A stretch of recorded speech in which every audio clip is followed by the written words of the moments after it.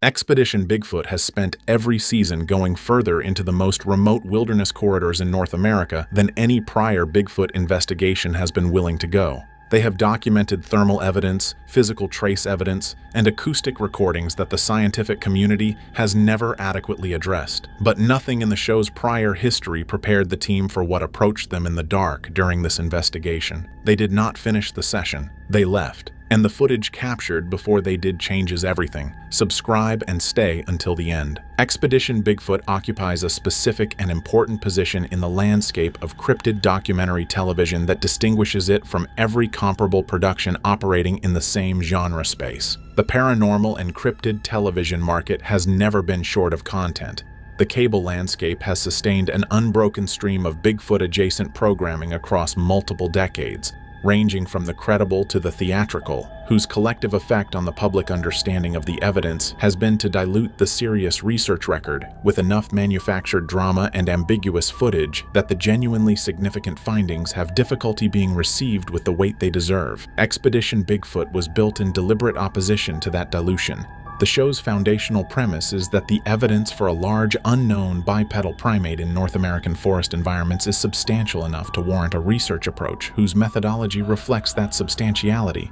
Not trail cameras positioned along popular hiking corridors, not investigators reacting to ambiguous sounds in the dark, but a systematic, technology-driven, scientifically grounded investigation conducted in the locations where the evidence is most concentrated, and by a team whose combined expertise gives the research operation credibility that the genre has historically struggled to claim. Ronnie LeBlanc's investigative background and his sustained personal engagement with the evidence base across years of independent research before the production began gives the show an investigative anchor whose knowledge of the prior evidence record goes deeper than any comparable presenter in the cryptid television space. Dr. Maria Mayer's academic background as a primatologist and field researcher brings a scientific framework to the investigation that most paranormal productions conspicuously lack. The methodology of a working biologist applied to evidence whose significance her professional training gives her the tools to assess with a precision that general investigators cannot match. The combination of those two figures, supported by a research and technical team whose fieldwork capability extends the investigation's reach into terrain and conditions that standard documentary productions cannot access, has produced across the show's seasons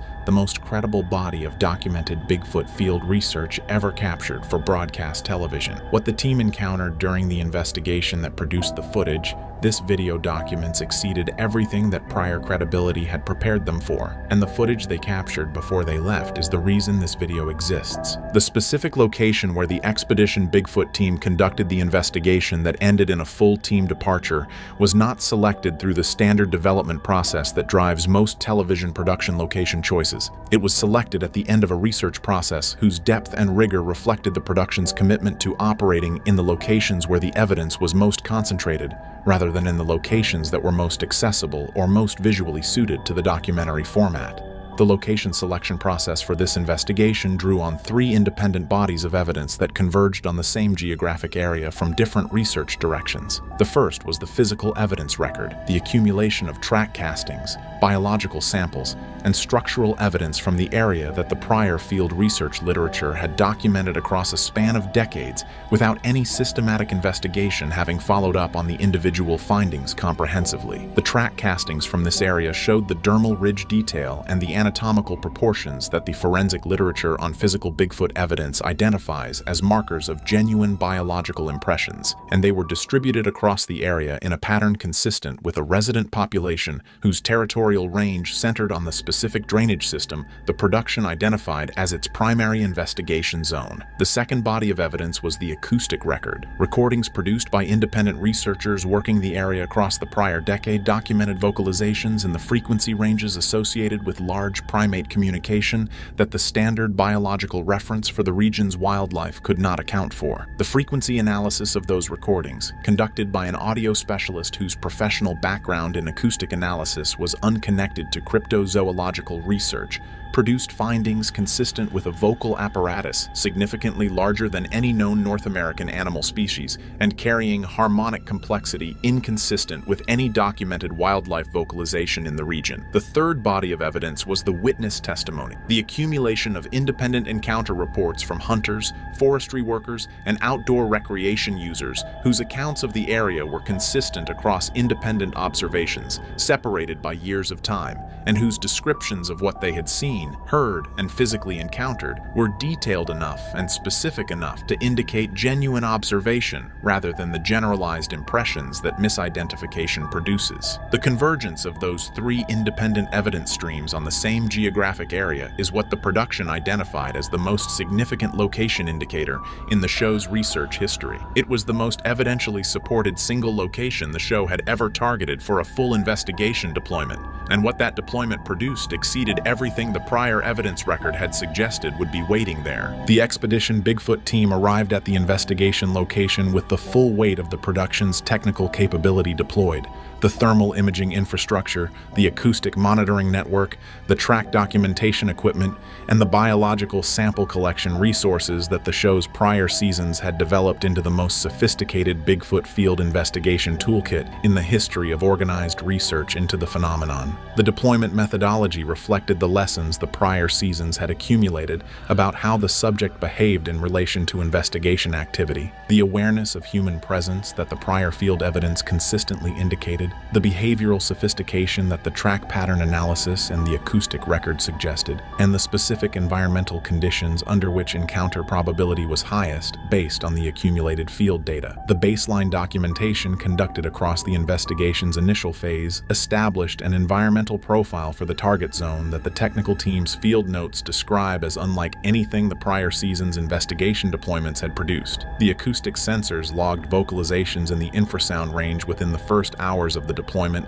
that the production's audio specialist identified as structural, not random low-frequency noise but organized sound whose internal patterning was consistent with communication rather than incidental environmental production. The thermal cameras covering the perimeter of the camp logged the first anomalous heat signatures at the edge of the tree line before the team had completed their initial site assessment, signatures whose dimensions and movement characteristics the operator flagged in real time as inconsistent with any animal in the biological reference database for the region. The track documentation team working the creek drainage adjacent to the primary camp position found fresh evidence of activity in the soft ground along the bank whose characteristics, the size, the stride pattern, the pressure distribution, were consistent with the physical evidence record that had driven the location selection, and whose freshness indicated that whatever had produced it had been in the area within hours of the team's arrival. The subject of the investigation knew the team was there before the team had finished setting up, and the signs it was producing in response to their presence were not the incidental byproducts of an animal going about its ordinary activity. They were deliberate,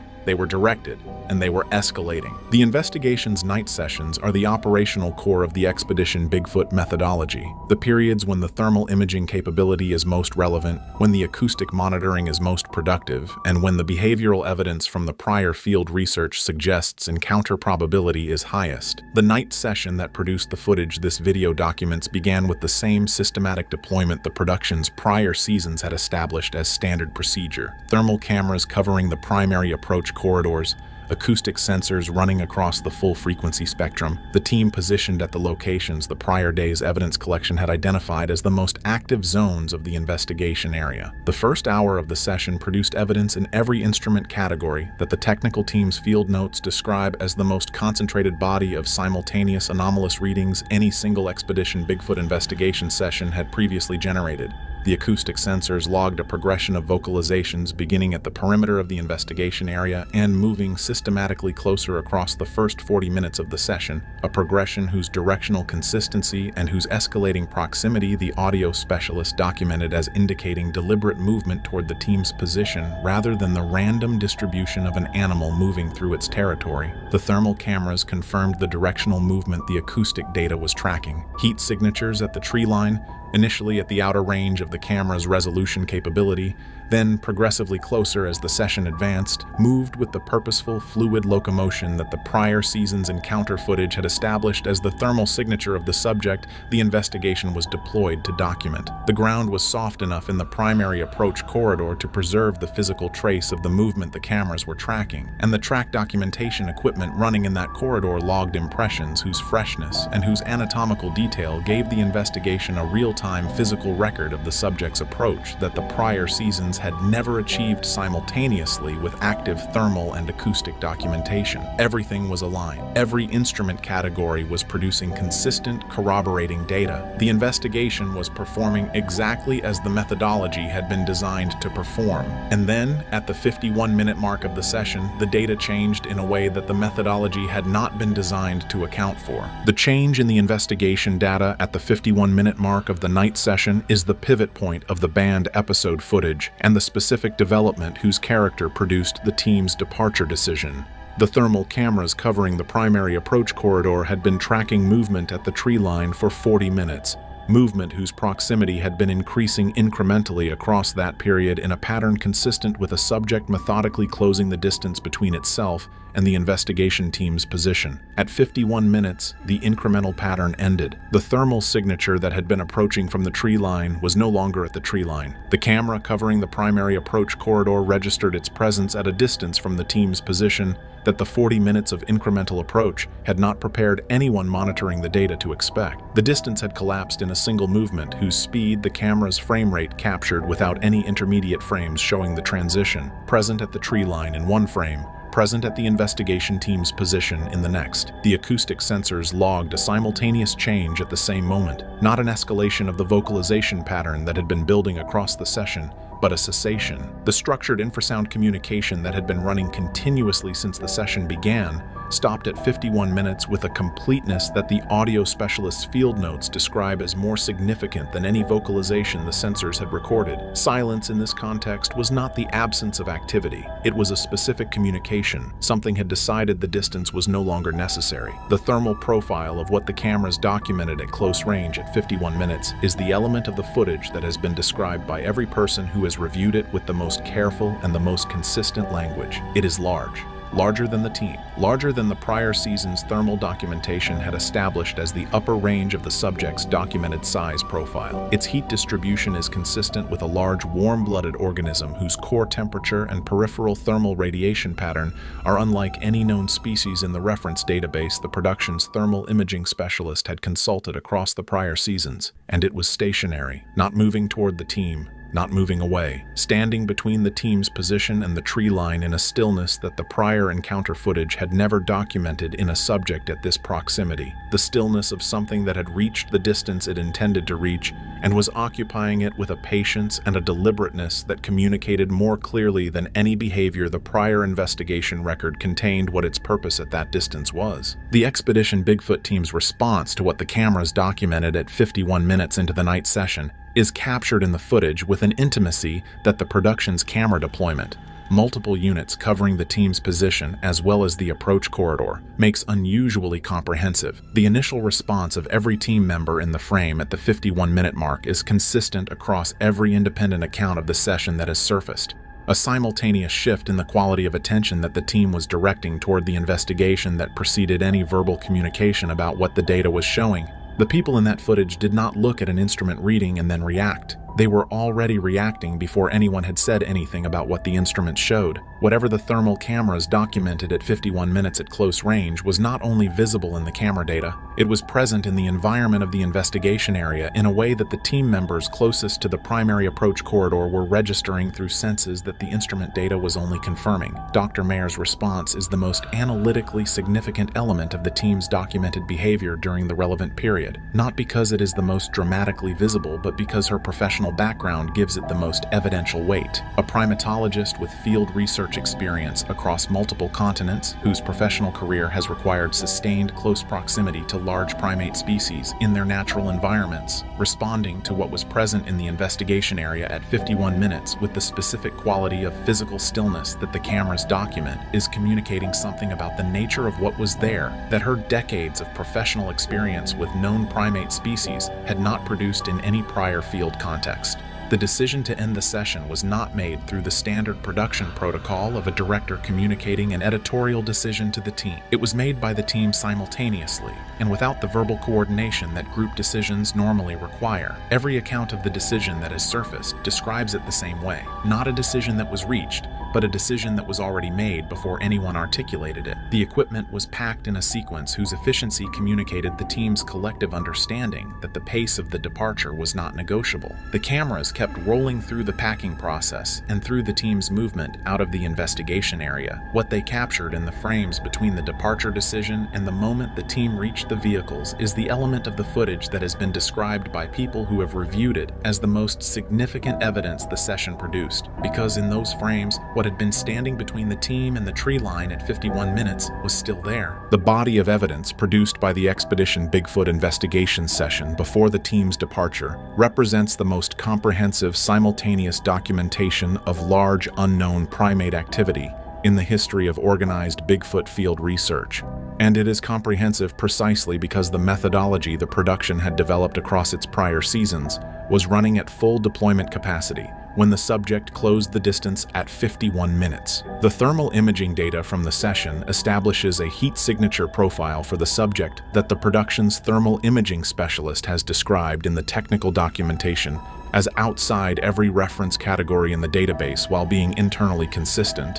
The same profile, the same heat distribution pattern, the same dimensional characteristics across every camera angle and every frame of the relevant sequence.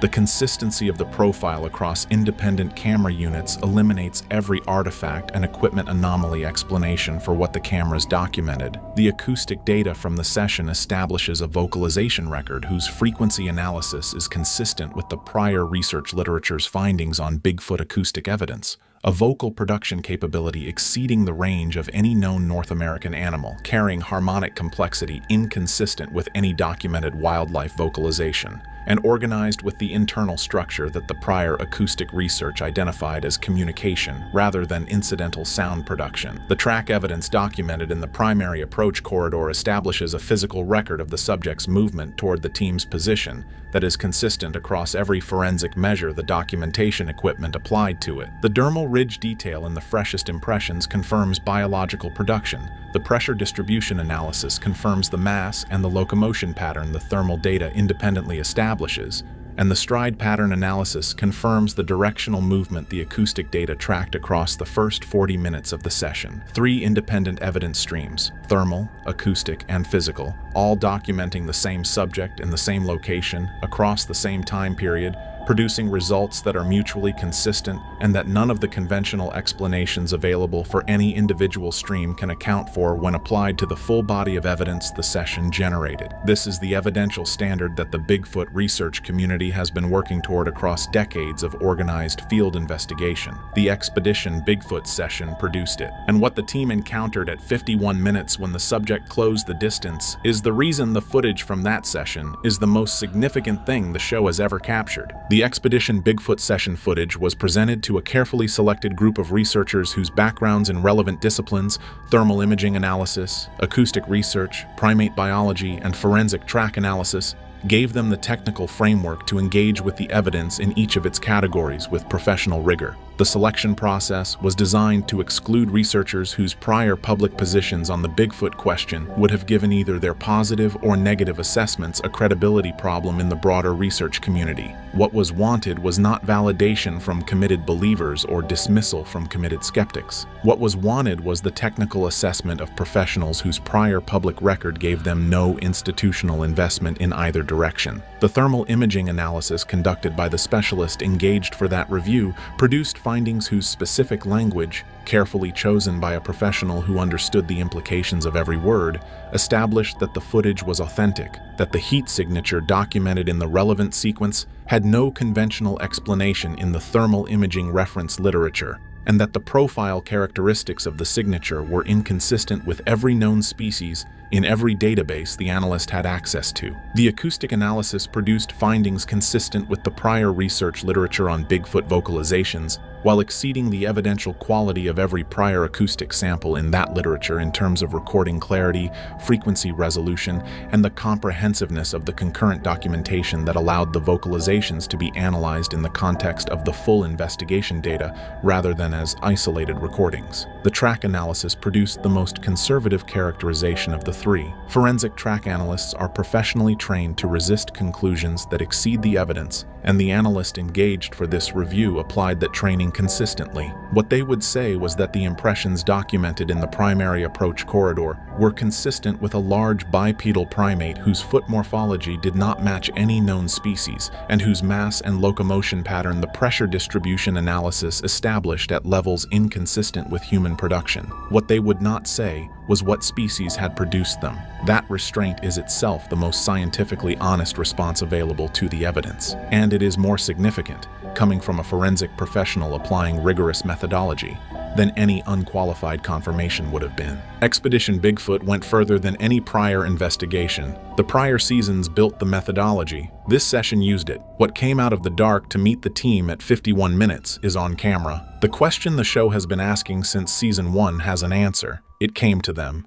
A banned episode of Expedition Bigfoot has surfaced after years of being deliberately hidden from the public, and what it contains is unlike anything this show has ever produced. The footage was pulled before it ever aired, and the people closest to it have been silent ever since. Tonight we break down exactly what was captured, why it was buried, and why it is finally coming to light. If you are new here, subscribe now because this is one you cannot afford to miss. Expedition Bigfoot was never like the other shows. From the moment it premiered on the Travel Channel, it separated itself from every other Bigfoot program that had come before it by doing something none of them had ever seriously attempted. It treated the search for Bigfoot as a legitimate scientific investigation, not a campfire ghost story, not a group of enthusiasts wandering through the woods with flashlights and night vision cameras hoping to get lucky. A real, structured, methodical investigation backed by technology that most research institutions could only dream of having access to in the field. The team they assembled reflected that intention from the very beginning. Mireya Mayer brought decades of field primatology to the expedition.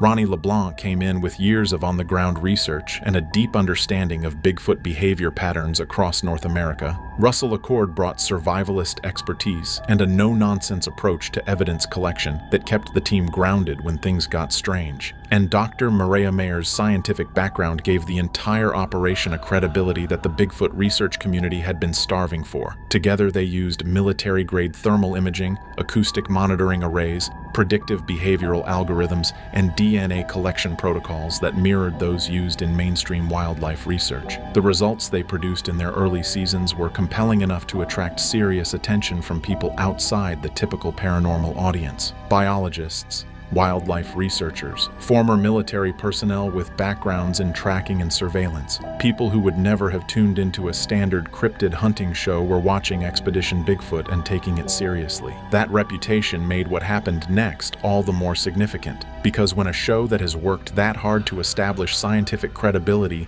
suddenly pulls an entire episode without explanation and scrubs any reference to it from their promotional materials and episode guides, the silence itself becomes a story. The network said nothing officially. The production company said nothing. The cast said nothing. An episode that should have aired simply did not, and the space it left behind was filled with questions that nobody in an official capacity was willing to answer. That silence has lasted for years. Until now. The banned episode was filmed during what multiple sources close to the production have described as the most intense and unsettling expedition the Expedition Bigfoot team had ever undertaken. The location was deep in the Pacific Northwest in a stretch of wilderness that the team's behavioral analysis software had flagged as one of the highest probability zones for Bigfoot activity on the entire continent. The algorithm they used cross-referenced historical sighting reports, terrain mapping, food source availability, water proximity, and seasonal migration patterns to identify corridors where the likelihood of an encounter was statistically significant. This particular location had scored higher than anywhere they had ever investigated before, and the production team made the decision to commit significant resources to the expedition as a result. They brought in additional equipment. They extended the planned timeline in the field. They brought in a consulting scientist who had not appeared on the show before and whose involvement was never publicly announced or credited. By all accounts, the early days of the expedition were unremarkable. The team set up base camp, deployed their sensor arrays, and began their standard protocols. But crew members who were present during those first nights have since described an atmosphere on the ground that felt different from anything they had experienced during previous seasons. The forest around the camp was quieter than it should have been. Wildlife that would normally be audible at night was absent. The acoustic monitors picked up low-frequency sound events that did not match any cataloged animal vocalization in the database they were working from. On the third night, a member of the production crew reported seeing a large shape moving at the edge of the tree line that disappeared before anyone else could get eyes on it. By the fourth day, the team's equipment was registering anomalies that nobody could immediately explain. Thermal hits that appeared and vanished before a clean image could be captured. Ground vibrations that the monitoring equipment logged but that nobody on the team could feel directly. A persistent interference pattern affecting two of their communications devices that the technical team was unable to trace to any known source. None of this was unusual enough on its own to alarm an experienced team, but the accumulation of it over such a short period created a tension in the camp that multiple sources have described as palpable. Something about that stretch of wilderness felt aware of their presence in a way that previous locations never had, and on the fifth night, everything changed. What the cameras captured on that fifth night is the reason this episode was pulled, and the reason everyone connected to it has spent years refusing to discuss it publicly. The thermal imaging unit positioned on the north-facing slope of the ridge above base camp registered a heat signature at approximately 2:17 in the morning that the team's scientist later described in a private communication as the single most significant thermal event ever recorded in the context of Bigfoot research. The signature was bipedal. It was massive. The estimated height based on the imaging data placed the figure at somewhere between 8 and 9 feet tall with a shoulder width and body mass that ruled out any known North American predator or primate. The figure moved through dense forest at a pace that should have been impossible given the terrain. No stumbling, no hesitation. Fluid, purposeful movement that suggested something completely at home in an environment that would have challenged even an experienced human tracker moving in daylight. The thermal footage ran for 4 minutes and 38 seconds before the figure moved out of the sensor's range. In the final 40 seconds of that footage, a second heat signature appeared on the opposite side of the ridge. Smaller than the first, but still well outside the size range of any known animal in the region. It was stationary, positioned at an elevated point with a direct sight line to the base camp below, watching. The team reached the site at first light, and what they found on the ground stopped the expedition in its tracks. A series of ground impressions pressed deep into the soil in a pattern consistent with bipedal locomotion. The stride length between impressions measured at over 5 feet. Branches on the surrounding trees had been broken at a height of between 7 and 8 feet off the ground, in a pattern that suggested something had been moving through the area at speed. And in the soft earth at the base of a large Douglas fir, the team found biological material, hair, tissue, enough of both to constitute a legitimate sample for DNA analysis. The scientist on site immediately initiated collection protocols. The samples were logged, sealed, and prepared for transport. The footage from the thermal unit was reviewed by the full team that morning,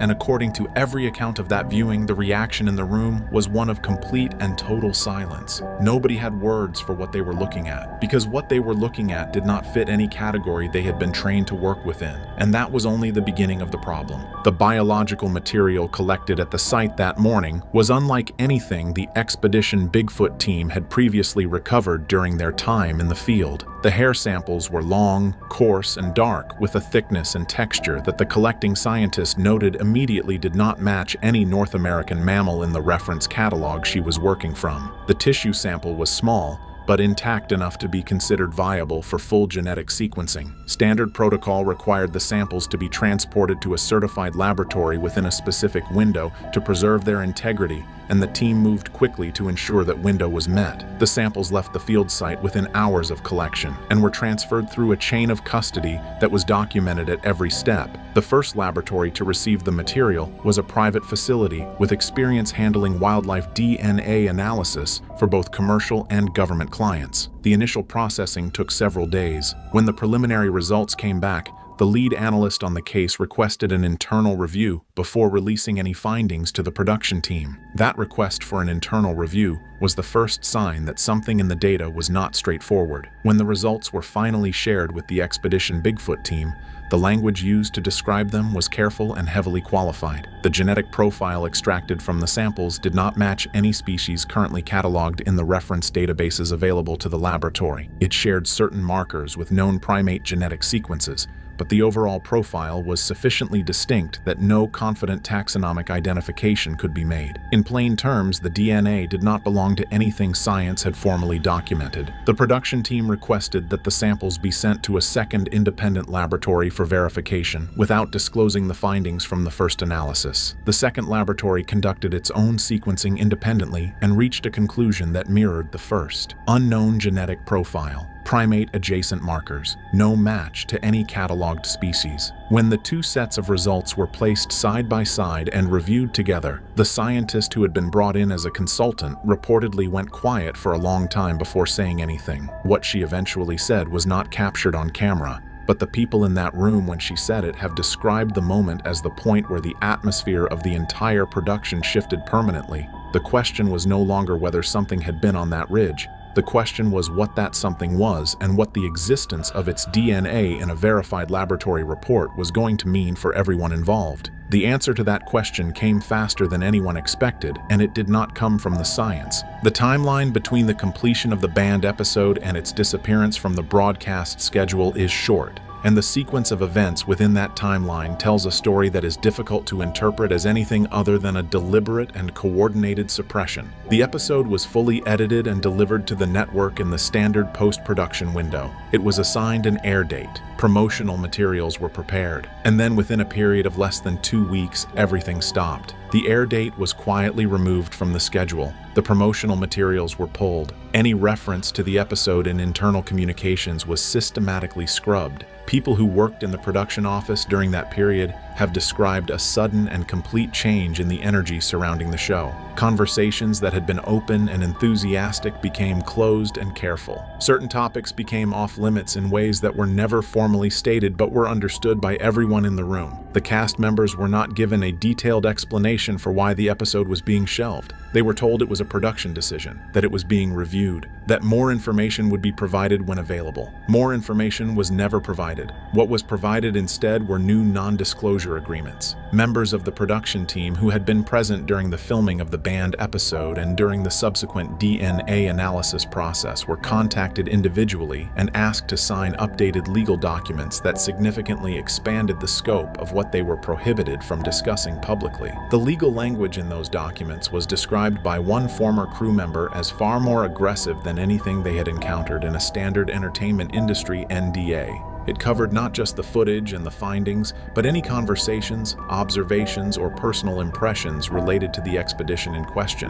The involvement of outside parties in the decision to pull the episode has never been officially confirmed, but the circumstantial evidence pointing in that direction is substantial. The speed with which legal documents were prepared and distributed suggests that the process was initiated by someone with significant resources and a clear sense of urgency. The network itself has never publicly addressed the missing episode. When pressed by fans and researchers in the years since its disappearance, the standard response has been a variation of no comment or a flat denial that any such episode exists. That denial has only deepened the suspicion of the research community, because the evidence that the episode was filmed, completed, and scheduled is substantial enough that the denial itself requires a level of institutional commitment that goes well beyond standard content management decisions. Something or someone wanted this buried, and they had the reach and the resources to make it happen. In the years since the banned episode disappeared from the broadcast schedule, a small number of individuals connected to the production have attempted to bring what they knew into the public domain. None of them got very far. The pattern that emerges when you look at these cases side by side is consistent enough to suggest that the suppression of this information did not end when the episode was shelved. It has been actively maintained ever since. The first credible attempt to go public came approximately 8 months after the episode was pulled. A former crew member who had been present during the filming and the subsequent DNA review began communicating with a researcher in the Bigfoot community who had been publicly asking questions about the missing episode. The initial exchanges were guarded but substantive. The crew member confirmed that the episode existed that it had been completed, and that what had been captured during the filming was genuine and significant. They agreed to a recorded conversation. 2 days before that conversation was scheduled to take place, the crew member went silent. Their social media accounts were deleted. Attempts to reach them through mutual contacts went unanswered. The researcher who had been in communication with them has since stated publicly that they believe legal pressure was applied in the intervening period, but that they have no direct evidence to confirm it. A second incident occurred roughly 18 months later when a former post-production employee who had worked on the episode during editing made a series of posts on a now deleted account that described specific details of the footage and the DNA findings in terms that were consistent with what other sources had been saying privately. The posts generated significant attention within the Bigfoot research community before being deleted within 48 hours of going up. The account itself was removed shortly after. The former employee has never publicly reappeared under any identifiable name or account. A third and more recent attempt involved a former consultant connected to the laboratory that processed the initial DNA samples. This individual gave a partial interview to an independent researcher in which they confirmed that anomalous results had been produced from samples connected to a wildlife documentary production, but declined to be more specific. When the researcher attempted to follow up for a second conversation, the consultant stated that they had been advised not to continue and ended all communication. Each of these cases follows the same arc: initial contact, partial disclosure, sudden and complete silence. The timing in every instance suggests external intervention rather than a change of heart, and the consistency of the pattern across multiple individuals over multiple years points to something more organized than a network simply hoping an embarrassing production decision would be forgotten. The story of how the banned episode finally began making its way into the public domain is itself a story of patience, persistence, and a single decision made by someone who had apparently reached the end of their willingness to stay quiet. It did not happen all at once. It happened the way these things typically happen when powerful interests are working to contain them, in fragments, across multiple platforms, through channels that were difficult to trace back to a single source. The first piece of verifiable information to surface publicly was not footage at all. It was a description, a detailed written account posted anonymously to a forum frequented by serious Bigfoot researchers that laid out the basic sequence of events from the expedition with a level of specificity that immediately distinguished it from the speculation and rumor that had been circulating for years. Dates, location details, equipment designations, references to specific team dynamics during the filming, the kind of granular detail that could only have come from someone who was actually there. The post was copied and shared widely before it was taken down, and the copies that survived became the foundation on which subsequent investigations were built. Several months after that initial post, a short clip of what was described as thermal footage began circulating through private channels within the research community. The clip was low resolution, apparently captured from a screen rather than exported directly from the original file, but what it showed was consistent with everything that had been described in the anonymous written account: a large bipedal heat signature moving through dense forest. The clip lasted less than 30 seconds, but it was enough to shift the conversation from rumor to something that demanded a more serious response. Attempts to have the clip authenticated were complicated by its quality, but two independent analysts who reviewed it stated that nothing in the footage was inconsistent with a genuine thermal imaging recording and that the signature it showed did not match any known animal. The production company issued a statement in response to the circulating clip that neither confirmed nor denied its authenticity, but described the sharing of proprietary production materials as a potential legal violation. That statement was notable for what it did not say. It did not say the footage was fabricated. It did not say it was from a different production. It addressed the distribution of the material without making any claim about what the material actually was. To many in the research community, that carefully worded non-denial was more revealing than an outright confirmation would have been. In the months that followed, additional details continued to surface through a network of sources that appeared to be coordinating without being directly connected to one another. Descriptions of the DNA findings, accounts of the internal reaction when the results came back, details about the NDA process and the identity of the legal firm involved. The full picture assembled itself slowly, but the direction it pointed was consistent from the beginning. Something real had been captured on that ridge, and the effort to keep it contained was larger and more deliberate than anyone outside the production had previously understood.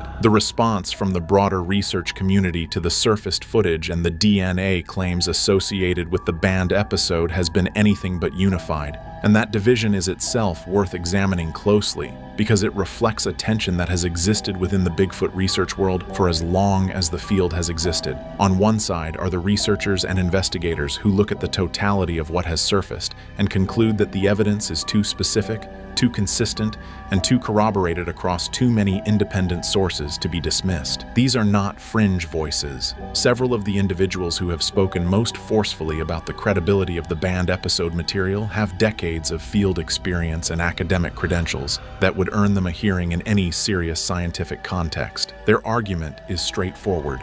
The thermal footage is consistent with previous high-credibility Bigfoot thermal events in terms of size, movement pattern, and heat signature distribution. The DNA findings, while extraordinary, follow a pattern that has appeared in previous serious Bigfoot DNA investigations, where samples produce genetic profiles that could not be matched to any known species. And the behavior of the network and production company in response to the surfaced material, specifically the careful legal language and the deliberate avoidance of any direct denial, suggests an institutional awareness that the material is genuine and that making false claims about it in a public forum carries legal risk. On the other side are researchers and skeptics who believe the entire story has the structure of a sophisticated content strategy rather than a genuine whistleblower situation. Their argument centers on timing and incentive. The surfacing of the footage and the steady drip of corroborating detail creates exactly the kind of sustained audience engagement that benefits a production looking to generate interest in a new season or a streaming deal. The anonymity of the primary sources makes independent verification impossible, and the DNA claims, while compelling in their specificity, cannot be evaluated directly because the samples and the laboratory reports have never been made available for independent review. What remains when you strip away both the belief and the skepticism is a set of questions that the available evidence cannot yet answer definitively. Was what was captured on that ridge a genuine Bigfoot encounter of a magnitude that has never been documented on camera before? Was the suppression of the episode a response to genuine scientific findings that powerful interests could not afford to become public? Or is the entire arc of this story, from the filming to the burial to the surfacing of the footage, something that was shaped at every stage by hands more interested in audience metrics than in the truth? The honest answer is that nobody outside a very small circle of people knows for certain, and that circle has been remarkably effective at staying quiet. The banned episode still exists somewhere, and the people who know the truth are running out of reasons to stay quiet. ND. Days do not last forever, and the pressure on the network to address this story is growing by the day. The research community is not letting this go. More details are surfacing, and the full footage is closer to the public than it has ever been. The only question left is who breaks first. And when they do, nothing will ever be the same for this show or this investigation.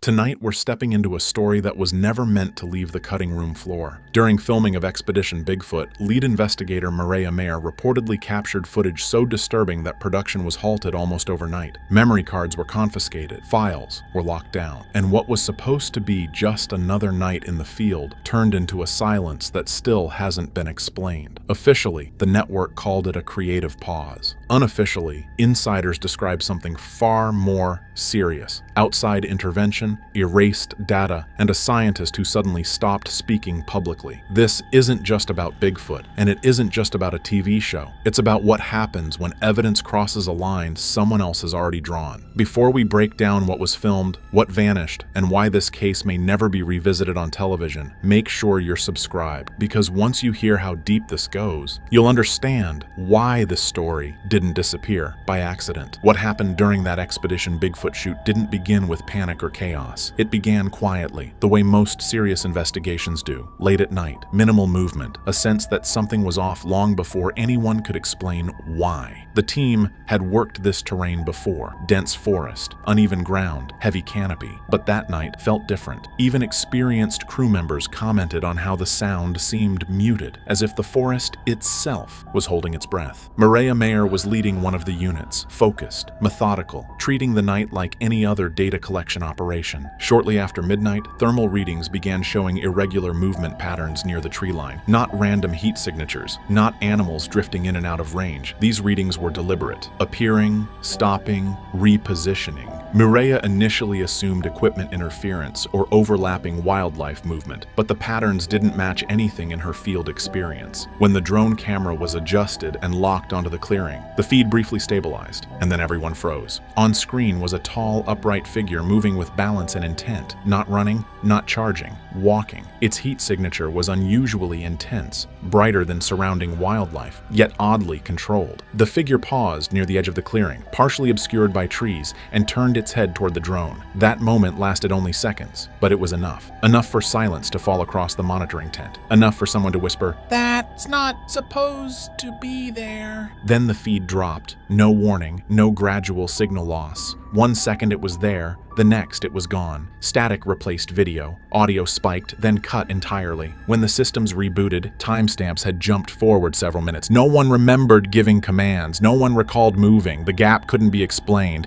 Mireya immediately ordered all local backups secured. She wanted the data preserved before anyone could touch it. That's when the first red flag appeared. The drone's onboard storage still held fragments of the encounter. Incomplete, distorted, but undeniably real. Enough to confirm the figure wasn't a visual artifact or misread thermal bloom. Within hours before sunrise, production leadership was contacted by higher-level executives. By midday, the tone had changed completely. What had started as a routine expedition was now being treated as a liability, not because it was fake, but because it wasn't. By morning, the atmosphere around the expedition had changed completely. What should have been a routine data review turned into closed-door conversations and unanswered questions. Mireya expected scientific scrutiny, verification. What she didn't expect was silence. Calls went unreturned. Messages were acknowledged without answers. And when production leadership finally spoke, it wasn't about the footage itself. It was about procedure. The first instruction came quietly. Halt all filming until further notice. No explanation, no timeline, just stop. Equipment was powered down, drones grounded, and memory cards cataloged for temporary review. Mireya pushed back, insisting that any biological anomaly fell under her scientific jurisdiction. The response was short and unsettling. This was no longer an editorial decision. It was administrative. Less than 24 hours later, unfamiliar personnel arrived at the field base. They didn't wear network branding. They didn't introduce themselves as producers. They carried hard cases, clipboards, and spoke in precise, rehearsed language. Their request wasn't framed as optional. All recording media was to be surrendered immediately. Drones, camera cards, audio logs, even personal backups. One crew member later said it felt less like a production pause and more like a controlled sweep. Mireya objected openly. She demanded to know who authorized the confiscation and where the data would be taken.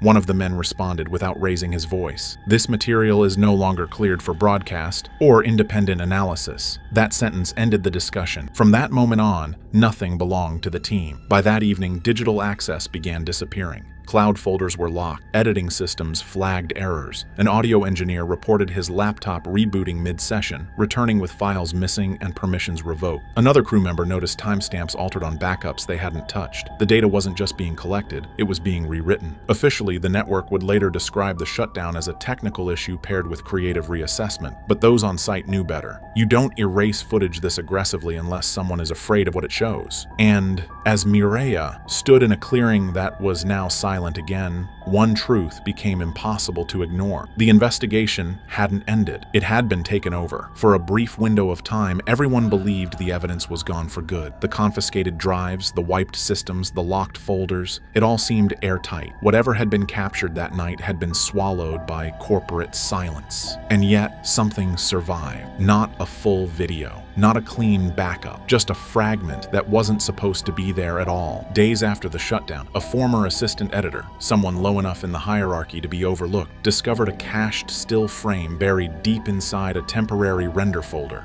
It hadn't been flagged, hadn't been encrypted, and hadn't been scrubbed during the purge. One single image, automatically generated during a background process before access was revoked. A digital ghost. The frame showed a clearing choked with fog, trees barely visible at the edges. In the center stood a tall, upright shape. Its proportions were wrong in a way that was immediately unsettling. The shoulders were too wide. The arms hung too long. The head sloped back at an angle that didn't match human anatomy, yet the stance was unmistakably bipedal. It wasn't caught mid-run or mid-attack. It was standing still, watching. What disturbed those who saw it most wasn't the shape itself. It was the posture. The figure wasn't reacting to the camera. It wasn't startled. Its head was slightly tilted, as if assessing the equipment observing it. As if it understood it was being watched and had chosen not to hide. The editor shared the frame privately with 2 trusted colleagues. Within hours, it had been copied, renamed, and passed along through encrypted messages. Then something strange happened. The file began disappearing from devices without being deleted. One recipient swore it vanished while he was looking at it.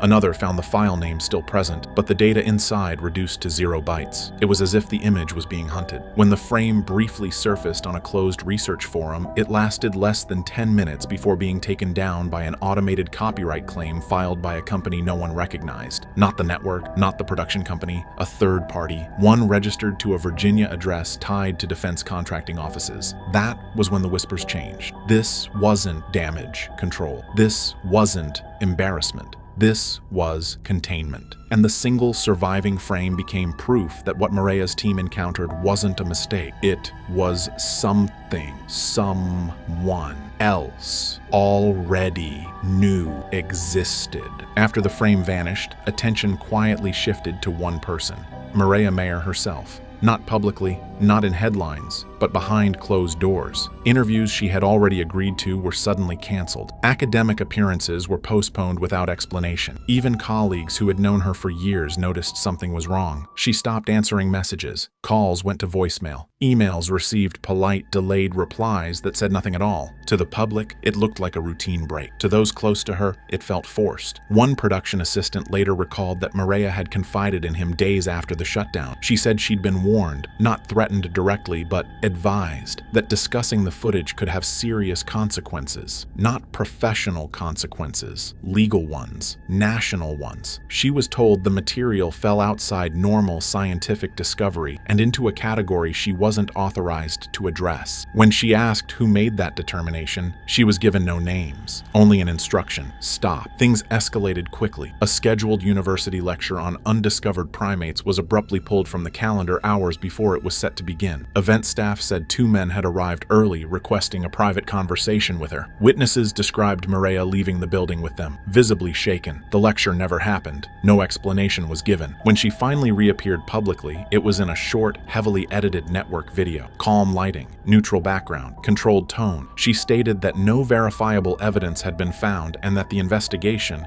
had yielded inconclusive results. Viewers immediately noticed how unlike her it felt. Her cadence was stiff. Her eyes drifted off camera repeatedly. Audio specialists later noted faint compression artifacts suggesting the video had been altered before release. Behind the scenes, crew members said she was furious, not afraid. She believed the footage represented a genuine biological anomaly and deserved scientific review. But every path forward was blocked. Journals wouldn't respond. Conferences declined submissions. Even private discussions seemed to disappear before they started. The message was clear without being spoken. Mireya could continue her career, as long as she pretended that night never happened, and the fact that a respected scientist was silenced so efficiently told everyone else something terrifying. Whatever had stepped into that clearing wasn't just unknown, it was protected. After Mireya Mayer's silence became impossible to ignore, the rest of the Expedition Bigfoot team began to notice changes that went far beyond a canceled shoot. It wasn't just the footage that disappeared. The paper trail vanished with it. Call logs were missing. Emails referencing the incident returned error messages. Even internal production documents were quietly rewritten, removing entire dates from the schedule as if that expedition had never occurred. Crew members who tried to talk about the incident informally were warned to stop asking questions, not by executives they recognized, but by legal representatives they'd never interacted with before. New non-disclosure agreements were issued far stricter than anything previously signed. These didn't just restrict discussion of unaired content, they prohibited referencing field anomalies, third-party intervention, and external oversight. Language that had no place in a normal television contract. Then the personal incident started. One cameraman reported a break-in at his home. Nothing valuable was taken. No electronics, no cash. The only thing missing was a small external hard drive he used for off-site backups. A sound engineer received a late-night call from an unknown number. The voice on the other end didn't threaten him. It simply said, "You already gave us what we needed," and hung up. Another crew member claimed his editing laptop locked itself during a routine session, displaying a message that read, "Access revoked by administrator." At first, some tried to explain it away as paranoia, stress, coincidence, but the pattern was impossible to ignore. Everyone affected had been present during the night of the encounter. Everyone else was left alone. A small group of crew members decided to quietly compare notes, not over email, not over phones, in person. They met in a motel outside Portland under the excuse of a production debrief. What they discovered confirmed their worst fear. They weren't dealing with a network cleanup. They were dealing with coordinated suppression. Fragments of data still existed: corrupted audio logs, partial telemetry, thermal readings that showed multiple large heat signatures circling the camp hours before the sighting. These weren't random movements. They flanked the team, advanced, with intent. That was the moment the crew understood the truth. Expedition Bigfoot hadn't crossed into dangerous territory by accident. They had walked into something that already had watchers, and those watchers were now watching them. When the remaining crew quietly began comparing what little data they still had, a disturbing picture started to form. This wasn't just about a single figure caught on thermal for a few seconds. The encounter was only the most visible moment in a pattern that had been building long before that night. Recovered telemetry from the drone showed repeated signal interference beginning hours earlier, not random static, not environmental noise. The interference appeared in timed bursts, always lasting the same duration, always occurring when the drone crossed specific points in the airspace. When one technician overlaid those interference points on a topographical map, something chilling emerged. The disruptions formed a loose perimeter around the team's camp, almost like a boundary. Thermal logs painted an even stranger picture. Multiple heat signatures appeared intermittently around the perimeter throughout the night. They didn't behave like animals. They didn't roam. They didn't chase prey. They moved in short, controlled paths, stopping and starting as if reacting to something unseen. At one point, 3 signatures converged near the tree line, merged into a single heat mass, then separated again minutes later. No known wildlife pattern matched that behavior. Audio fragments recovered from corrupted files revealed low-frequency pulses embedded beneath normal ambient sound. Most viewers would never notice them, but when isolated and slowed down, the pulses followed a precise rhythm. Every 13 seconds, repeating, consistent. Audio engineers noted that the frequency range didn't align with wind, insects, machinery, or known animal calls. It also didn't behave like random interference. It behaved like signaling. One technician made a connection that stopped the room cold. The pulse interval matched communication timing used in certain long-range tracking systems. Not civilian, military, experimental. That didn't mean the sound was man-made, but it suggested something operating with structure, not instinct. Even more unsettling was what happened when the team tried to reprocess the data. Files that should have been recoverable degraded further each time they were opened,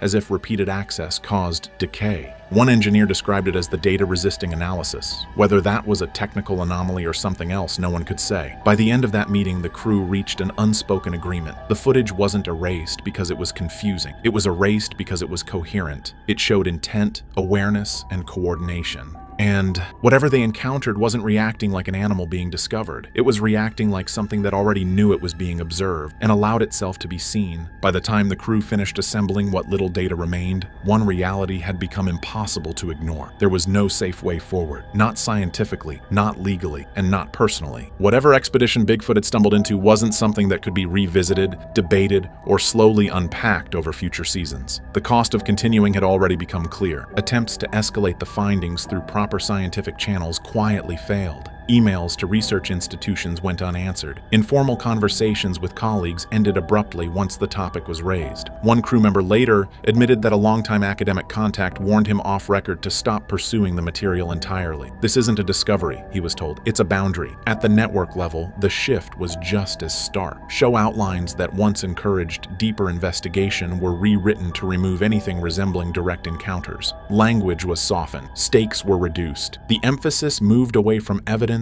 and toward atmosphere, not because the producers wanted it that way, but because that was the only version still allowed to exist. Privately, some team members discussed walking away altogether. They had families, careers, lives that suddenly felt exposed. The realization that unknown parties could access personal devices, track movements, and erase data without explanation changed how everyone viewed their role. This wasn't about fear of ridicule, it was fear of attention.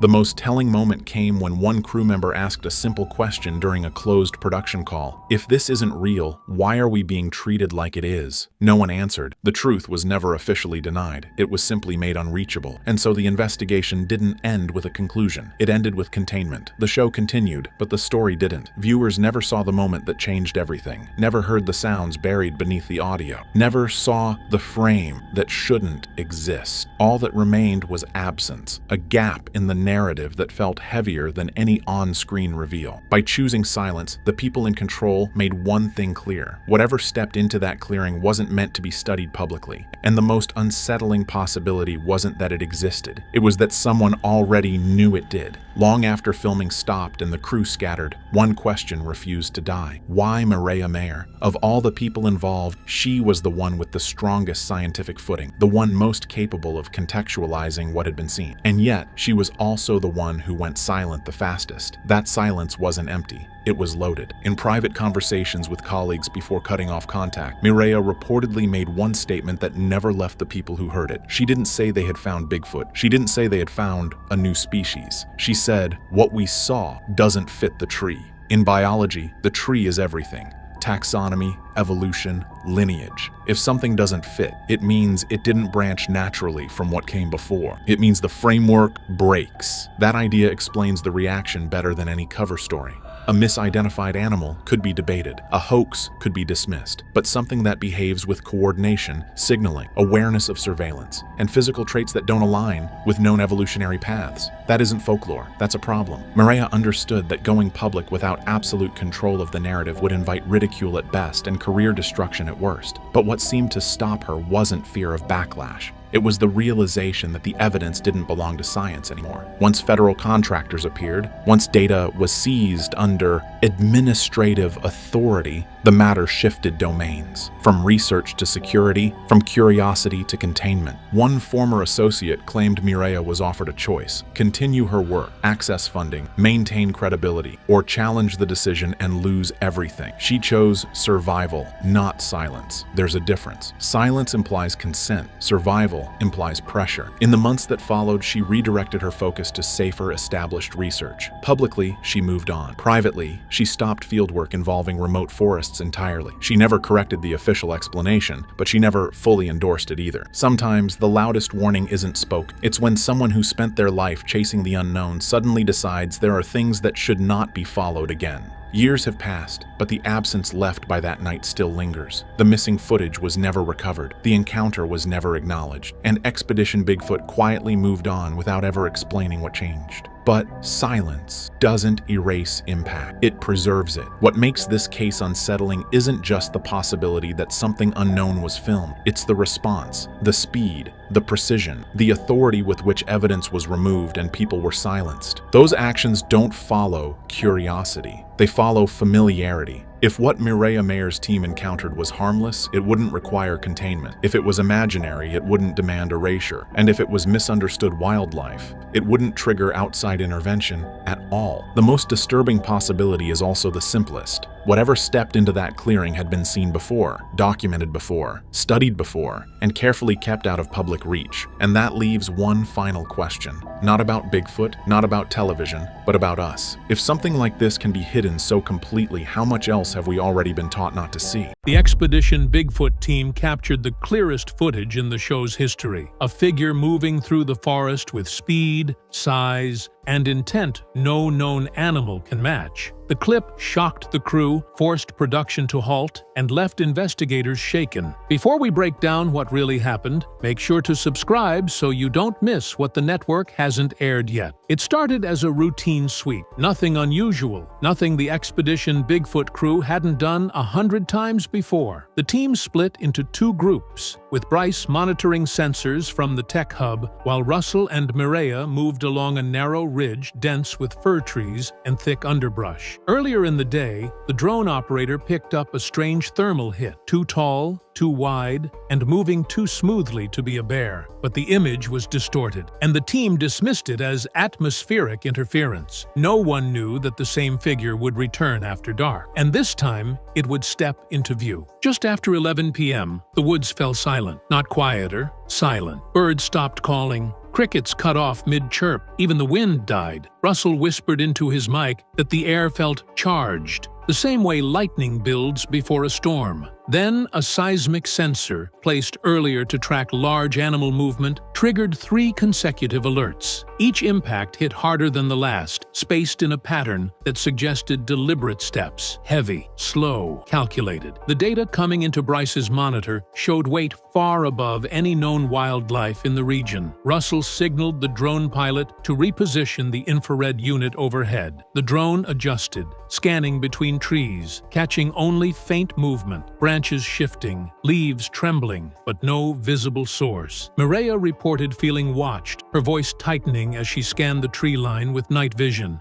On a second monitor, Bryce saw something new, a shape breaking the thermal line. Not a blob, not a glitch, a form, upright, broad, moving with intent. Then it happened. Between 2 trees roughly 40 yards from Russell's position, something stepped forward. The camera caught it, fully, cleanly, unmistakably. A massive silhouette, shoulders impossibly wide, head high above the brush line. It moved with a smoothness no heavy animal should have. And then, as if realizing it had been seen, the figure froze. The camera recorded every second. This wasn't another blur. This wasn't a heat distortion. For the first time, the Expedition Bigfoot crew had captured clear footage of something alive and terrifyingly real. Back at the mobile command unit, Bryce Johnson replayed the clip again and again, each time hoping the figure would resolve into something familiar. An elk rising on its hind legs, a hunter caught in night vision, even a bear brushing against a tree. But the more he zoomed in, the more impossible the footage became. The outline was precise, shoulders too squared for any quadruped, arms noticeably long, nearly reaching to the knees. The stride length measured at almost 4 feet. No animal in the region matched these proportions, not even close. Russell returned to base camp first, visibly shaken. He didn't speak until Bryce turned the monitor toward him. When he saw the paused frame, an enormous silhouette paused mid-step. Russell exhaled hard and whispered, "That's not a bear." It wasn't fear in his voice. It was recognition, like a tracker finally confirming the creature behind the prints he'd followed for years. Mireya arrived moments later, and her reaction was even more telling. She leaned in, studying the limb placement, posture,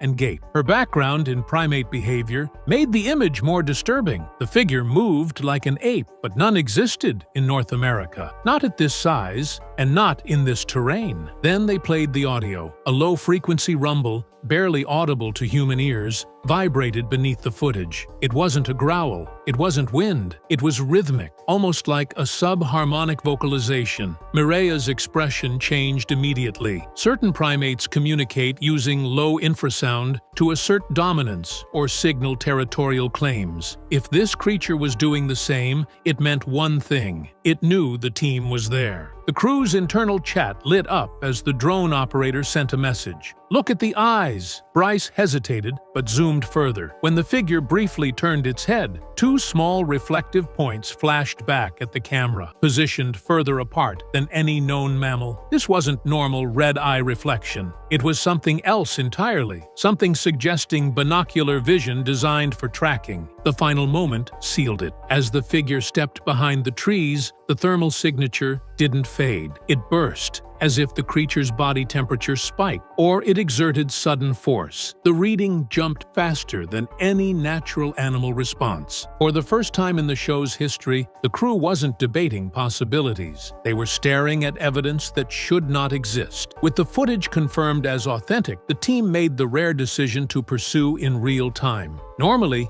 any clear sighting forced an immediate strategic retreat, but this was different. If they hesitated, the creature would vanish, leaving nothing but another unsolved mystery. Bryce directed Russell and Mireya to move in carefully from opposite angles, hoping to triangulate the creature's path while avoiding direct confrontation. Every step they took was measured, deliberate, and painfully slow. The forest responded almost instantly. As Russell advanced, the underbrush shifted, not violently, but with a rhythm that suggested something large pacing parallel to him. Every time he stopped, the movement stopped as well. Every time he stepped forward, the unseen presence resumed. It was mirroring him, tracking him. The realization tightened his chest, but he pressed on, whispering updates into his mic. Mireya, on a lower slope, reported something equally disturbing. 3 stones landing near her feet, one after another, tossed from an unseen position deeper in the woods. None were thrown with force. They simply dropped into the brush, as if meant as a signal rather than a threat. Primates sometimes use this behavior to warn intruders. The seismic sensors spiked again, this time with a different pattern. Instead of heavy, deliberate steps, the readings now showed short bursts of movement, almost like something darting across the forest floor with unnatural speed. Bryce watched the data scroll across his screen and realized something chilling. The creature wasn't retreating. It was circling, studying the team as they attempted to approach. Thermal scans from the drone overhead confirmed this. Instead of heading away from the investigators, the heat signature looped around the ridge and reappeared behind Russell, close enough that the drone detected direct body heat through the canopy. Russell didn't hear a sound, didn't feel a breath, didn't sense a presence. But the drone operator insisted. Something massive stood in the shadows behind him for nearly 5 seconds before vanishing again. Mireya's situation escalated even faster. Her audio equipment picked up a vocalization, deep, resonant, almost like a throated hum. The sound vibrated through her chest rather than her ears. A frequency felt more than heard. Animals don't vocalize like this, not in the Cascades, not anywhere near this pitch. As she whispered into her mic that she was backing out, her voice shook for the first time in her career. The creature wasn't fleeing from them. It was herding them, studying their moves, guiding their path, and demonstrating intelligence far beyond any known primate. As the creature continued circling the team, Bryce ordered the drone to pull back and widen its radius. The hope was to capture a full-body thermal outline, something clear enough to compare against known species. What the drone recorded instead made Bryce's stomach drop. The heat signature wasn't just large, it fluctuated in a way no animal should. The torso glowed brighter than the limbs, as if the creature's core temperature surged with adrenaline or intention. This wasn't a stable biological pattern. It looked more like controlled bursts of energy. Russell, still moving along the ridge, spotted something unusual ahead. A tree, thick, mature, solid, began to sway, even though no wind was present. The movement wasn't random. It rocked once, twice, and then bent sharply, like something massive had gripped it. Russell raised his thermal monocular and saw a shape behind the trunk, a tall, upright form leaning against it, partially hidden. The upper body was unmistakable, shoulders that sloped forward, a head that darted slightly, as if checking multiple angles. What happened next was caught by both Russell's camera and the drone above. The creature stepped out, fully, deliberately, into an open patch of forest, illuminated by moonlight. For the first time in Expedition Bigfoot history, the team captured a full, unobstructed silhouette, broad chest, long arms, and a posture too human to be dismissed as an animal. But there was something worse. It stood still, unmoving, as if intentionally presenting itself. It didn't look startled or threatened. It looked aware, observant, almost curious. Then the eyes reflected again, not with the dull glow of typical nighttime eye shine, but with a sharp, almost metallic glint. 2 points of light fixed directly on Russell. The camera jittered as Russell instinctively stumbled back. The creature responded instantly. It tilted its head, a slow, deliberate movement, like a predator assessing whether the human in front of it was a threat. The mic on Russell's vest picked up his breathing, rapid and uneven. He whispered that the creature was testing boundaries. Before he could finish the sentence, the figure moved, not with the heavy stomping of a bear, nor the bounding leaps of a deer. It glided, a smooth, controlled motion that covered distance too quickly for its size. In 3 strides, it was out of sight, but the terror didn't end there. As Russell tried to regroup, a loud crack echoed behind him, the unmistakable sound of something snapping a branch thicker than a human forearm. It wasn't a random break. It was a warning, a message, a demonstration of strength. The footage captured everything: And for the first time, the team realized the creature wasn't just avoiding contact, it was managing the encounter, deciding how close the humans could get. Russell's warning crack still echoed when Bryce issued a direct order: fall back to the rendezvous point immediately. The team had enough evidence to review, and the creature's behavior was growing unpredictable. But the forest had other plans. As Russell and Mireia began withdrawing, the seismic sensors triggered again, this time in rapid succession, forming a pattern that mimicked pursuit. Heavy impacts, fast impacts. Something was moving parallel to them, matching their retreat pace. Step for step, Mireia radioed that she could hear breathing. Not her own, not an echo, but a low, guttural exhale coming from the darkness beside the trail. Every time she stopped, it stopped. Every time she moved, it resumed. The audio equipment strapped to her pack captured the sound clearly. It wasn't the breath of a bear or elk. It was too steady, too controlled, and filled with an unmistakable presence of intent. Back at base, Bryce stared at the live drone feed with growing unease. The thermal signature reappeared behind the crew, just 60 yards back, partially obscured by trees. The creature wasn't fleeing anymore. It was shadowing them, tracking their movements with unnerving precision. The drone operator tried to spotlight the figure, but every attempt failed. The creature dipped into coverage the instant the drone adjusted, as if it understood the angles, the blind spots, the limitations of the equipment. Russell whispered that he could feel the ground tremble beside him, not shaking, pulsing, like something massive stepped softly but powerfully in the soil. Then came the moment that rattled the entire team. A rock the size of a baseball arced through the darkness and landed mere feet from Russell's position. This wasn't a stumble or dislodged debris. It was a throw, calculated, accurate, and forceful enough to send a clear message. Bryce called for an emergency extraction route, but the creature's behavior escalated. The thermal feed showed it moving in short bursts, fast, strategic, almost tactical. It would rush forward 30 feet, stop completely, then reposition again. Predators do this when driving prey. The fear shifted into something colder. The creature wasn't reacting to them. It was controlling their path. As the team approached a narrow canyon that led back to camp, the drone captured a moment that made Bryce's voice crack through the radio. The creature stepped into view again, this time at the canyon mouth, blocking the exit for a split second before vanishing into shadow. It wasn't an accident. It was a test, a demonstration of dominance. The message was unmistakable. This is my territory. You leave when I decide. The crew had stumbled into a chase, neither side fully initiated, but one, the creature, fully controlled. When the team finally made it back to camp, shaken and breathless, Bryce immediately ordered the footage uploaded to the command system for a full-frame analysis. This was standard protocol after any major sighting,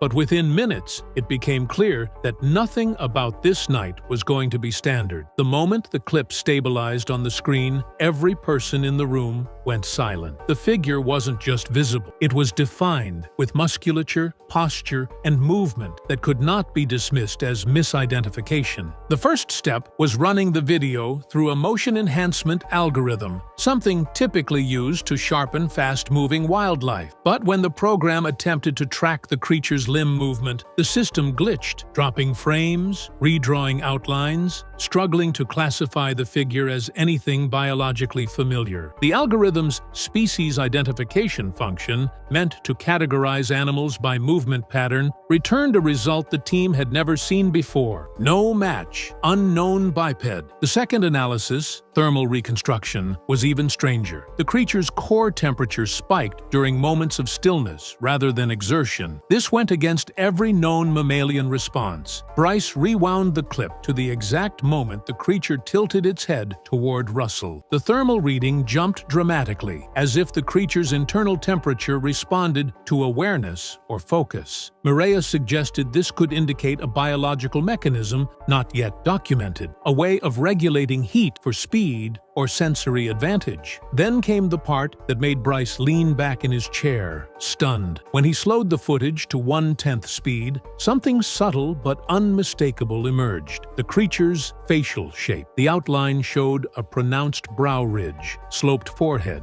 and a jawline too elongated for a human. But the most disturbing detail was its mouth. As Russell stumbled and gasped, the creature's lips moved, not in a snarl, not in a roar, but in a small, controlled motion that looked almost like mimicry, as if it were imitating the sound of human breathing. The audio track confirmed this. Under Russell's mic feed, buried beneath the forest noise, was a faint exhale that matched his own rhythm, about half a second delayed. Not animalistic, not accidental, intentional, coordinated. The creature wasn't just following them, it was listening, responding, mirroring, a level of behavioral intelligence that pushed the situation into terrifying new territory. When Bryce isolated the eyes, enhancement filters picked up something reflective, not caused by camera glare. A thin, wet sheen, similar to primate tapetum, but positioned differently. The spacing was wider than a gorilla's, but narrower than a moose's. It suggested stereoscopic depth perception, identical to apex predators. The more they slowed the footage, the clearer one conclusion became. This creature wasn't just avoiding detection, it was studying the team, perhaps even assessing them. And for the first time in the show's history, the biggest fear wasn't that they had captured Bigfoot on camera, but that Bigfoot now understood the crew's methods as well. While Bryce and the tech team analyzed the footage frame by frame, Russell and Maria stepped outside the command unit to collect themselves. The night was still unnaturally quiet, as if the forest had not yet recovered from whatever presence had moved through it. Russell kept glancing toward the tree line, replaying the creature's head tilt in his mind. There was something calculated in that gesture, something that suggested not just awareness, but intention. Mireya, normally the voice of scientific grounding, admitted in a low voice that the creature's behavior matched advanced primate strategies used only when observing another intelligent group. "It wasn't escaping," she whispered. "It was evaluating us." Inside the command unit, the drone operator called Bryce over with shaky urgency. He had gone back through raw drone telemetry, data that wasn't part of the video feed but recorded automatically. As he overlaid the movement logs, a chilling pattern emerged. The creature had been tracking the entire team long before anyone realized. Not from one direction, but from 3 separate points throughout the night. It had moved in arcs, repositioning itself strategically around the investigators, like a tactician, like a hunter that understood perimeter control. Mireya rushed back inside as Bryce projected the creature's movement paths onto a digital map. The lines traced along ridges, dips, and natural cover points, routes used by predators who understand terrain advantage. But the creature had also paused at unusual intervals, stopping at elevated positions with clear sightlines toward the team's flashlights and gear. These pauses weren't random, they were observation posts. The creature had been watching them closer and longer than anyone realized. Then came the most unsettling discovery. When the team synced the seismic sensor timestamps with the drone footage, they realized the creature manipulated its weight to control what the sensors detected. During pursuit, it moved heavily. During observation, it moved lightly, sometimes registering no impact at all. This wasn't instinct. It was adjustment, control, conscious alteration of pressure to minimize detection. No known animal performs this behavior, but military personnel do. Experienced hunters do. This creature understood more than movement. It understood stealth. The realization rippled through the room. They were not tracking it. It had been tracking them the entire night. As the crew debated their next steps, a sudden audio ping interrupted the panic. One of the remote microphones, left near the ridge, picked up a deep, resonant vocalization. Not a growl, not a roar. A long, low harmonic pulse that vibrated through the equipment. The pitch matched the subharmonic tones recorded earlier, but this time, it carried a different pattern. 3 pulses. Pause. 2 pulses. Another pause. Almost like a signal. Almost like communication. And as the audio repeated, a cold truth settled in the room. The creature wasn't just reacting to the team. It was sending a message back. As the harmonic pulses echoed through the speakers, the entire command unit froze. The sound wasn't random. It followed structure, timing, spacing, and modulation too deliberate to be an accident. Bryce ordered an immediate comparison against known animal calls, but the database returned the same result the motion algorithm had earlier: no match. Unknown source. Mireya listened closely, then offered a chilling thought. Some primates use patterned vocal signals not to warn, but to coordinate. If the pulses were communication, then the creature wasn't alone. Before that idea could settle, the ridge microphone captured something else: movement. Not one source, but two, then three. Heavy impacts spaced across different points of the forest, forming a semicircle around the abandoned sensor site. The creature they filmed might have been the one that revealed itself, but it wasn't the only one present. The realization hit with a weight none of the crew expected. The figure captured on camera seemed almost like a scout, not the dominant presence. A tester, an observer, and whatever sent the harmonic pulse might have been answering it. When the drone operator reviewed the final 10 minutes of thermal footage, he found a frame that made him step back from the monitor. There was a second heat signature, smaller but distinctly upright, watching from higher ground. It never moved, never approached. It simply stood still, observing everything below. Bryce immediately flagged the footage as highly sensitive. This was the moment the network would later refuse to air. The final blow came when the ridge microphone recorded one last vocalization, a low, rising hum that matched the earlier pattern,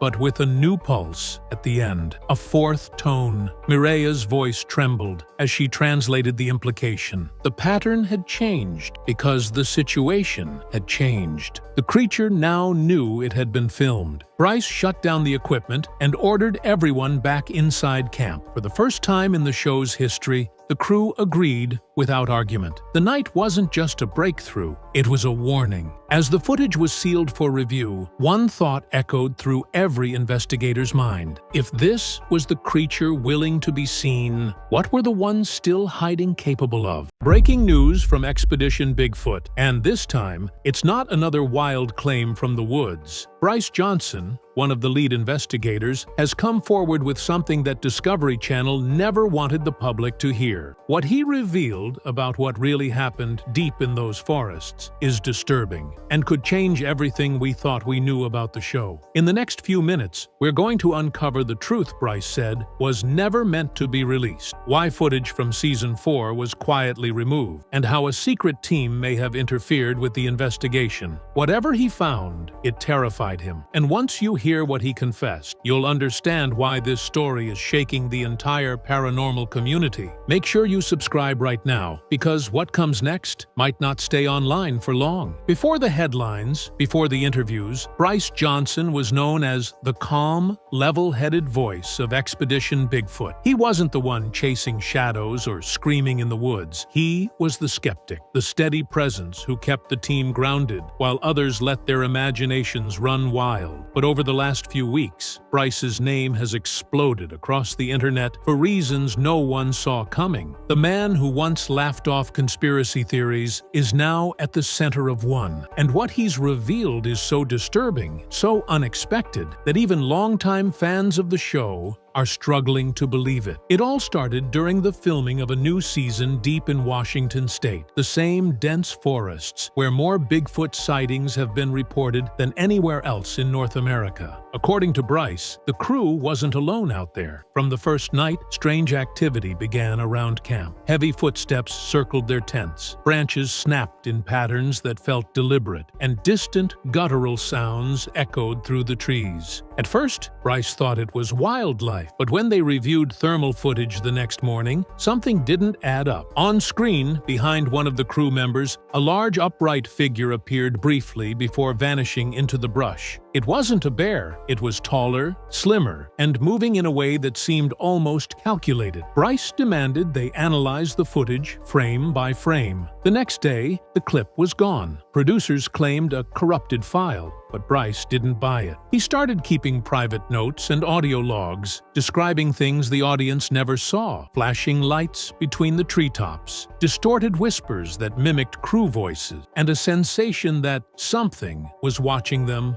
with intelligence, not instinct. What Bryce didn't know then was that this footage would never see the light of day, and the truth about what they found would lead to a chain of events that ended with him breaking his silence in the most shocking way imaginable. Bryce Johnson's breaking point began with a single piece of footage, one the public was never supposed to see. It happened during the third week of filming in the Olympic National Forest, an area known for its eerie, unexplained activity. According to Bryce, the team was running a late-night perimeter check when one of the cameramen, Ethan, caught something unusual through the thermal lens. At first, it looked like heat signatures flickering between the trees, but when they zoomed in, everyone froze. The shape was massive, nearly 8 feet tall, and moving in complete silence. It seemed to be watching them. Ethan kept filming until the figure turned, exposing its outline against the thermal contrast. The problem was, it didn't look entirely solid. Its edges flickered like static, as if part of its body wasn't fully there. The creature, or whatever it was, moved forward, gliding more than walking. The next moment, the entire camera feed distorted, static, screeching audio. Then, nothing. The power cut out across every device they had running. When power returned 20 minutes later, the footage appeared intact, but just barely. Bryce insisted they back it up immediately. He took a copy on his personal laptop and handed the original drive to production. By morning, both files were gone. The footage wasn't corrupted, it was erased, and not just deleted, wiped clean. Their tech operator confirmed the drives had been manually reformatted sometime around 3:12 a.m., right after the encounter. Bryce confronted the producers, demanding an explanation. They brushed it off as a data malfunction caused by moisture or magnetic interference. But the lead cameraman revealed something that made Bryce's blood run cold. Around the same time the footage disappeared, 2 unmarked vehicles had been spotted parked off the logging road near camp. No one on the crew recognized them. By dawn, they were gone. Later that week, Bryce received a message from a private number. It contained a single image, a blurry, still frame from that very encounter, and 3 words beneath it: "Stop showing this." He didn't know who sent it, but from that moment on, the tone of Expedition Bigfoot changed. Security was suddenly tightened. The crew was told to stay in pairs, and every card, every drive, was logged by a new consultant no one had ever seen before. Bryce's unease turned into obsession. He began questioning whether the show he had helped create was being monitored, and if someone out there, or something, wanted their discovery to vanish forever. After the incident with the deleted footage, Bryce Johnson's skepticism began to crumble. He wasn't the same calm investigator the audience remembered. Something had shifted. He started digging into every hard drive, every GPS log, every email thread connected to Expedition Bigfoot. That's when he stumbled across something he wasn't meant to find. A folder labeled Northwind Access, buried deep within the production's encrypted server. Inside were coordinates that didn't match any of the publicized filming location. They pointed to an area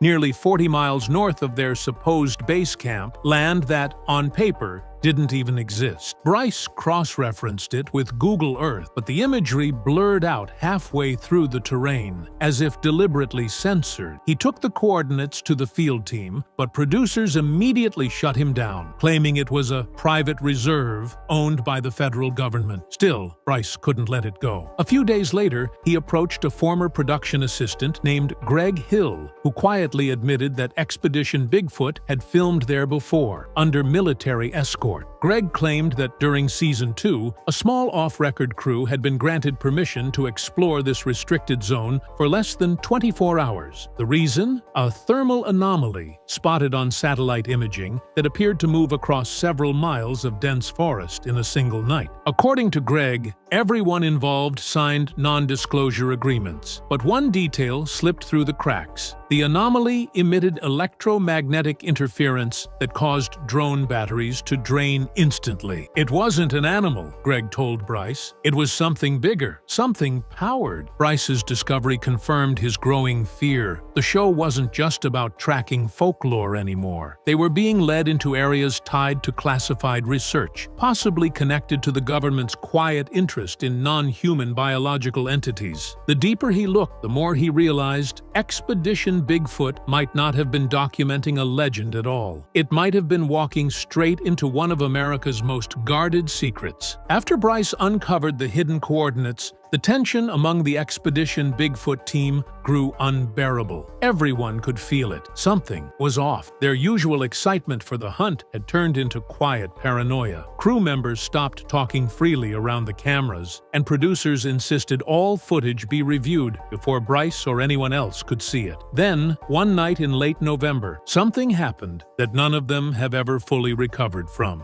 It was near the end of their shoot in the Olympic Peninsula. The crew had set up camp near a ridge overlooking a fog-choked valley. Bryce, along with Ronnie LeBlanc and a small team, was preparing for a night surveillance run when they realized one of their drone operators, Chris Hayden, hadn't returned from scouting a nearby trail. He'd left less than 30 minutes earlier to set up a new camera angle, but his walkie-talkie had gone silent. At first, they assumed it was another equipment failure, but when they tried to track his GPS signal, they realized something was wrong. Chris's locator pinged erratically for about 2 minutes, first a quarter-mile east of camp, then suddenly 4 miles north. The signal then cut out entirely. Bryce, Ronnie, and 2 others grabbed flashlights and hiked toward the last known location. When they reached it, they found the drone still powered on, its rotors spinning in the dirt, but Chris was gone. The only sign of him was his headset, lying next to a tree snapped clean in half, as if crushed under immense force. For hours they searched, calling his name, firing flares, but there was no trace. By sunrise, local authorities were brought in, though curiously, the rangers who arrived weren't locals. They were escorted by 2 men in black uniforms with no visible identification. They refused to answer questions and ordered the Expedition Bigfoot crew to leave the area immediately. That same afternoon, Bryce was handed a statement to read on camera. It claimed Chris had left due to a personal emergency. Bryce refused. He didn't just walk off, he later said. Something took him. Days later, the footage from that night, including the search, vanished from the archives, replaced with generic filler shots. Bryce realized the pattern was clear. Every time they got too close to something real, someone stepped in and erased it. But this time, it wasn't just data that disappeared, it was a person. And Bryce couldn't shake the feeling that what happened to Chris was a warning, not just to the team, but to him personally. In the days following Chris Hayden's disappearance, Bryce Johnson spiraled into a sleepless obsession. He wasn't just trying to figure out what had happened to his missing crewmate. He was trying to understand why every trace of him was being scrubbed clean. By now, every member of Expedition Bigfoot was under constant supervision from network advisors, mysterious figures who had appeared on set overnight. Their badges bore no company logos, their names were never shared, and their presence was justified only as security. Bryce knew better. One night, while reviewing leftover backup footage from the ridge, he found something strange buried in the audio files. It was an encrypted frequency spike, an odd rhythmic signal repeating every few seconds. To the untrained ear, it was just static. But when Bryce slowed it down, a hidden sequence of tones emerged. He sent the audio to a former sound engineer he trusted from the Ancient Aliens production team. The response came back hours later in a single encrypted text. "You're not supposed to have this. It's a code, and it's human-made." The sound wasn't random. It was a pattern of transmissions, coordinates embedded within the sound waves themselves. When Bryce plotted them, his stomach dropped. The points led to a stretch of land inside restricted territory at Fort Lewis, Washington, a known government testing ground for aerospace technology. But here's the chilling part. Those coordinates were only 12 miles away from where Chris had vanished. Bryce wanted answers, so he reached out to a contact in a private intelligence group. What they told him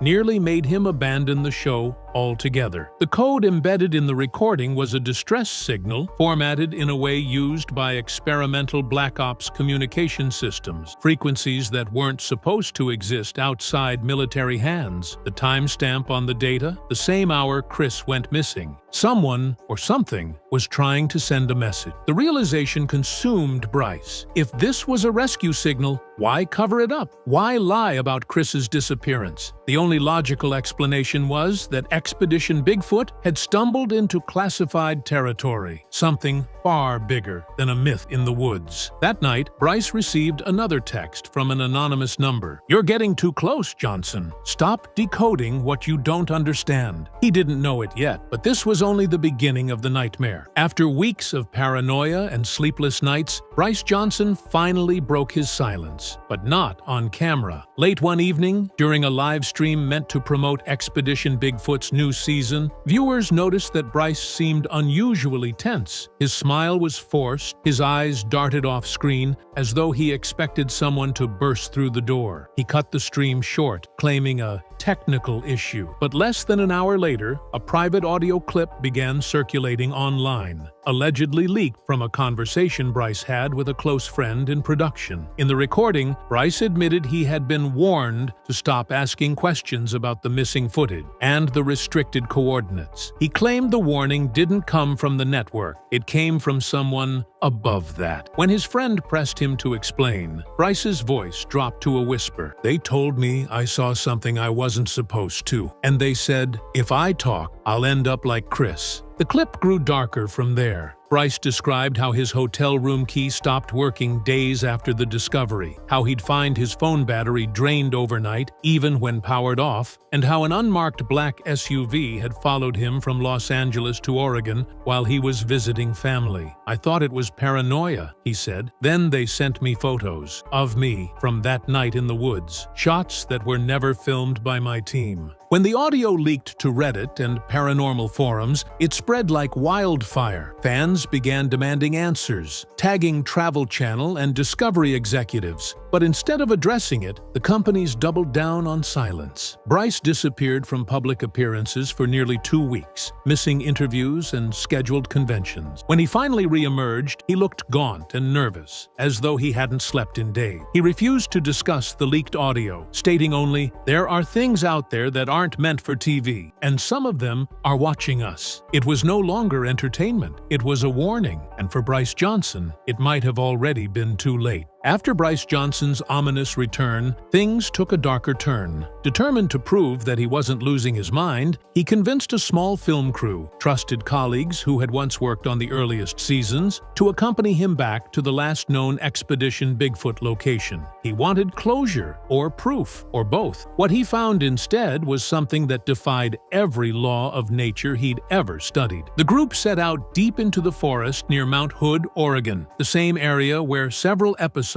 had been filmed before being abruptly pulled from rotation. At first, it was just like any other shoot: drone footage, tracking equipment, static cameras mounted to trees. But hours in, their monitors began to glitch. Compass readings reversed direction, drone feeds froze mid-air, and when night fell, the forest came alive with sounds that didn't match any species native to the Pacific Northwest. Bryce claimed later that what happened next was caught on one of the few cameras that didn't lose signal. At 2:47 a.m., a massive heat signature appeared on the thermal scanner. It moved on 2 legs but emitted no body heat consistent with mammals. Its core temperature was far below freezing. When they tried to approach, a high-pitched hum filled the air, so powerful it caused one cameraman to collapse. Then, clear as day, the team heard it, a deep, resonant voice echoing through the trees, repeating a single phrase: "Do not return." Bryce froze. It wasn't broadcast over a speaker, it wasn't human. The voice was coming from the forest itself. The next morning, the team found their gear destroyed, lenses cracked, memory cards melted, and tree bark around their campsite seared in circular patterns, as if by heat from above. When Bryce returned home, one drive still worked, a corrupted video file that, when stabilized, showed an indistinct shape hovering among the trees. The strangest part? The figures out outline matched the same 7-foot form seen in the banned Expedition Bigfoot pilot episode, the one that mysteriously vanished from network archives years earlier. Bryce had his evidence now, but the cost of revealing it would be devastating. When Bryce Johnson returned from Mount Hood, he was shaken but determined. He had seen too much to stay quiet. Within 48 hours, he reached out to a trusted contact at the Travel Channel, promising to deliver what he called the missing proof, a corrupted but partially recoverable file from the night in the woods. He believed it showed direct evidence that something intelligent and possibly non-human had been manipulating the Expedition Bigfoot crew for years, but before he could even hand it over, the network pulled the plug. First came the subtle warnings. The production office was temporarily closed for restructuring. The cast's contracts were under review. Then the official statement, Expedition Bigfoot is entering an indefinite hiatus due to creative realignment. Fans were furious. Bryce, however, wasn't surprised. He'd already been tipped off by a former producer who told him bluntly they were told to shut it down. Orders came from higher up. That night, Bryce went live on his personal Instagram account to tell fans what had really happened. The stream lasted only 9 minutes, but it set the internet ablaze. His voice trembled as he said, "They told us we were chasing folklore. We weren't. We were chasing something they already knew was real, something they wanted buried." Within hours, the video vanished from all platforms. His account was locked, his posts wiped, and his publicist announced he was taking a mental health break. But leaked screenshots from crew group chats told another story. Conversations about unmarked trucks near the production camp, about deleted files reappearing with new timestamps, and about Bryce receiving a call from an unknown number saying, "You've shown too much." By the next day, Expedition Bigfoot was completely erased from Travel Channel's upcoming schedule. Reruns disappeared. Promotional clips vanished. Even YouTube interviews with Bryce were taken down without explanation. Fans called it censorship. Insiders called it damage control. But Bryce's final private message to a colleague said it best. They didn't cancel the show because it failed. They canceled it because we found what they were afraid of. The truth was out there, and someone was making sure it stayed hidden. Days after the Expedition Bigfoot purge, a strange upload appeared on an anonymous account under the name Forest Signal 1977.